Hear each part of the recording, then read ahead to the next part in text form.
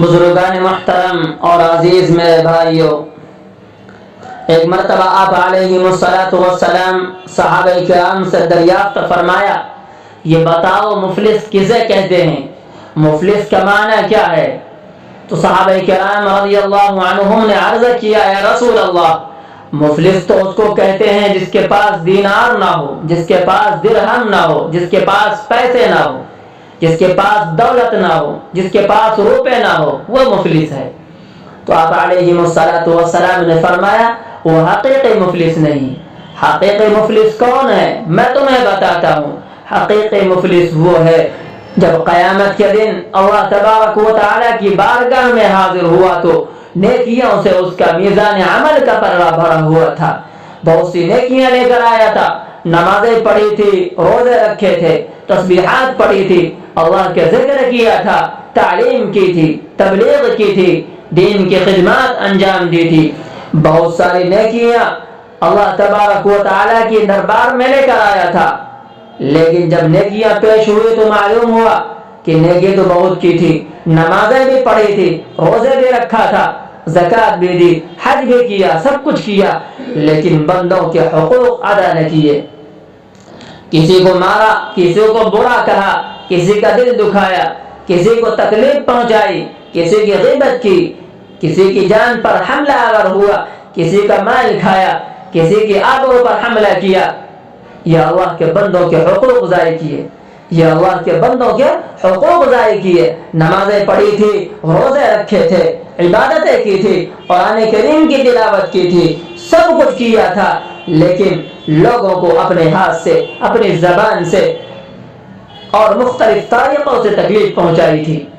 جب اللہ تبارک و تعالیٰ کی بارگاہ میں پیش ہوا تو وہاں تو عدل ہے، انصاف ہے، اس لیے جن کے حق مارے تھے ان سے کہا گیا تم اس سے اپنا حق وصول کرو، کس کا پیسے کھایا تھا اس سے پیسے وصول کرو۔ اب وہاں کوئی پیسے تو ہے نہیں، نہ روپے ہے، نہ پیسے ہے، نہ دولت ہے، وہاں دنیا کی سب کرنسیاں ختم ہو چکی، وہ حق کیسے ادا کرے؟ تو اللہ تبارک و تعالیٰ فرمائیں گے یہاں سکہ روپے پیسے نہیں، یہاں کا سکہ تو نیکیاں ہے، وہ نیک اعمال ہے جو اس نے دنیا کے اندر کیے تھے۔ تو میرے بھائیو، اسی کے ذریعے سے تبادلہ ہوگا۔ چنانچہ جس کے پیسے کھائے تھے اس سے کہا جائے گا اس کی نیکیاں اس کے نام اعمال میں سے لے لو۔ اس نے بہت ساری نفل نماز پڑھی تھی، وہ سب ایک صاحب حق کو مل گئی، دوسری نمازیں دوسرے صاحب حق لے گیا، روزے تیسرے صاحب حق لے گیا، اور جتنے نیک اعمال کیے تھے ایک ایک کر کے لوگ لے جاتے رہے، یہاں تک کہ ساری نیکیاں ختم ہو جائے گی، اب کچھ باقی نہیں، اب کچھ باقی نہیں۔ کچھ لوگ پھر بھی کھڑے ہیں، پروردگار ہمارا حق تو رہ گیا، ہمارے بھی پیسے کھائے تھے، ہمیں بھی برا بھلا کہا تھا، ہماری بھی غیبت کی تھی، اس سے ہمارا حق بھی دلوایا جائے۔ لیکن اس کے پاس نیکیوں کا ذخیرہ تو ختم ہو گیا، بدلہ کیسے دلوائے؟ اللہ تبارک و تعالی فرمائیں گے اب راستہ یہ ہے، تمہارے جو گناہ ہے وہ تمہارے نام اعمال سے مٹا کر اس کے نام اعمال میں ڈال دیے جائیں گے۔ تو آپ علیہ الصلاۃ والسلام نے فرمایا نیکیوں کا ڈھیر لے کر آیا تھا، لیکن بندوں کے حقوق مارے تھے۔ اب جس کے حق مارے تھے وہ سارے نیکیاں اس کو مل گئی، اب وہ نیکیاں باقی نہیں رہی، لوگ گناہ بھی اس کے گردن پر ڈال دیے جائیں گے۔ فرمایا حقیقت میں مفلس وہ ہے جو نیکیاں لے کر آیا تھا اور گناہوں کا بوجھ لے کر جا رہا ہے۔ میرے بھائیو، حقوق العباد بڑے ڈرنے کی چیز ہے۔ لوگوں کے حق مارنا، خواہ پیسے کی شکل میں ہو یا عزت کی شکل میں ہو یا جان کی شکل میں ہو، یہ اتنا بڑا خطرناک معاملہ ہے، اور گناہ توبہ سے معاف ہو جاتے ہیں لیکن حقوق العباد توبہ سے معاف نہیں ہوتے۔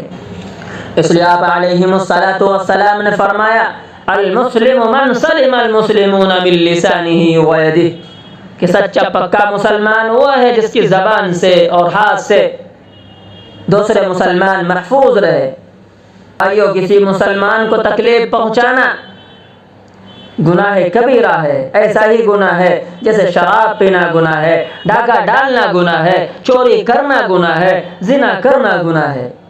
ایک مرتبہ آپ علیہ الصلوۃ والسلام بیت اللہ شریف کا طواف فرما رہے تھے، حضرت عبداللہ ابن مسعود رضی اللہ عنہ ساتھ تھے۔ حضرت عبداللہ ابن مسعود رضی اللہ عنہ فرماتے ہیں میں نے دیکھا کہ آپ علیہ الصلوۃ والسلام کعبہ کو خطاب کر کے فرما رہے ہیں، اے اللہ کے گھر تو کتنی عظمت والا ہے، اے اللہ کے گھر تو کتنی حرمت والا ہے، کتنی عظمت والا ہے، کتنے تقدس والا ہے، کتنا مقدس ہے۔ پھر تھوڑی دیر کے بعد حضرت عبداللہ ابن مسعود رضی اللہ عنہ فرماتے ہیں کہ آپ علیہ الصلوۃ والسلام نے پھر فرمایا لیکن ایک چیز ایسی ہے جس کی عظمت، جس کا تقدس تجھ سے بھی زیادہ ہے۔ یہ کعبۃ اللہ سے خطاب کر کے فرمایا۔ حضرت عبداللہ ابن مسعود رضی اللہ عنہ فرماتے ہیں کہ ایک دم سے میرے کان کھڑے ہو گئے، میں چونکا وہ کون سی چیز ہے جس کی عظمت و حرمت اور جس کی عزت و حرمت اور جس کی عظمت بیت اللہ سے بھی زیادہ ہے۔ پھر آپ علیہ الصلوۃ والسلام نے فرمایا کہ وہ چیز ہے ایک مسلمان کی جان، اس کا مال، اس کی آبرو۔ مسلمان کی جان، مسلمان کا مال اور مسلمان کی آبرو، یہ تین چیزیں ایسی ہے ایک کعبۃ اللہ، ان کی حرمت اس سے بھی زیادہ ہے۔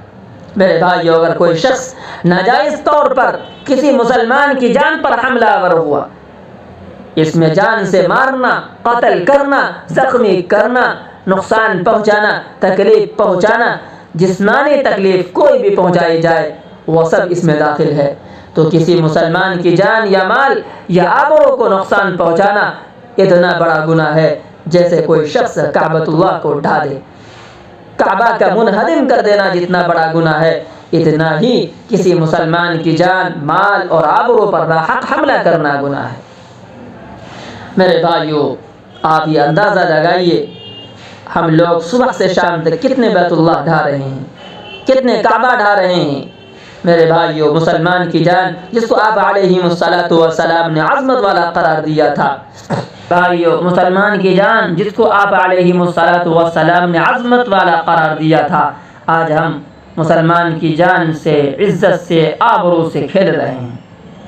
اسی وجہ سے آپ علیہ الصلوۃ والسلام فرماتے ہیں کہ سب سے بڑا مفلس وہ شخص ہے جو قیامت کے دن نیکیوں کا بڑا ذخیرہ لے کر آئے گا لیکن بالآخر اس کے پاس ایک نیکی بھی باقی نہیں رہے گی، دوسروں کے گناہ اس کے نام اعمال میں ڈال دیے جائیں گے۔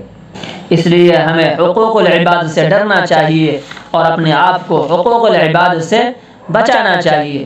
ہم حقوق اللہ بھی ادا کریں اور حقوق العباد کو بھی ادا کریں۔